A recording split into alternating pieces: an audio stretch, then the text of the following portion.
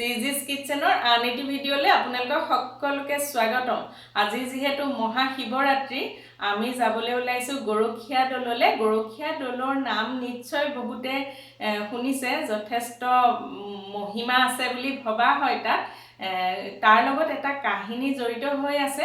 যিহেতু মোৰ ককা আইতা মানে মামাৰ ঘৰ তাতে, মাহঁতৰ মুখত শুনা কথা যে এবাৰ গৰখীয়া ল'ৰাসকলে গৰু চৰাই থাকোঁতে এটা খেল খেলিলে যে তেওঁলোকে ইজনে সিজনক বলি দিব বিৰিণাৰ পাতেৰে। তাৰপিছত তেনেকৈ খেলি থাকোঁতে কি হ'ল, এজনৰ ডিঙিটো কাটি গ'ল। তাৰপিছত তেনেকৈ তাতে দৌল হ'ল। তাৰপিছত প্ৰথমতে কেঁচা আছিলে, তাতে দৌল মন্দিৰ বনালে। তাৰপিছত এতিয়াতো গভৰ্ণমেণ্ট আৰু বহুত মানুহৰ দান বৰঙণিৰে যথেষ্ট এতিয়া ধুনীয়াকৈ আহল বহলকৈ এটা পকা দৌল নিৰ্মাণ কৰি দিলে। আমি এতিয়া তালৈকে যাবলৈ ওলাইছোঁ। গৰখীয়া দৌলটি হৈছে শিৱদৌল। আচলতে আমি শিৱৰাত্ৰি বুলি নহয়, এনেও আপোনালোকে যদি ইচ্ছা কৰে যাব পাৰে। বিশেষকৈ সোমবাৰে শৰাই সঁফুৰা দিব পাৰে, সোমবাৰটো যিহেতু শিৱৰ বাৰ বুলি ভবা হয়। মই, হিয়া প্ৰিজা, মা দেউতা, বাৰ ছোৱালী ৰিয়া, তাৰপিছত ভণ্টিৰ ছোৱালী দুজনী, এনেকৈ সকলো মিলি যাম এতিয়া। তেন্তে আহি থাকক, আমি দৌলতে লগ পাই আছোঁ।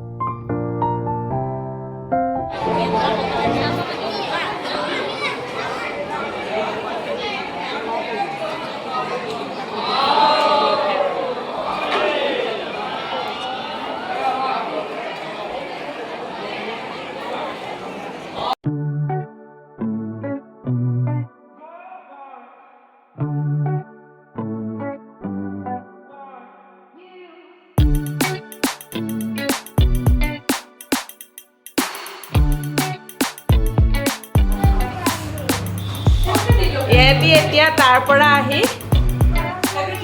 গৰখীয়া দৌলৰ পৰা আহি পেলাই এয়া আইচক্ৰীম খাইছেহি বাস্কিন ৰবিন্সত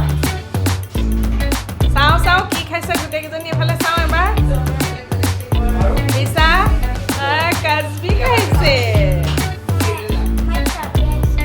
কি খাইছা ষ্ট্ৰবেৰী নে কি ফ্লেভাৰ বা বিচাৰটো আৰু ৰিয়াৰ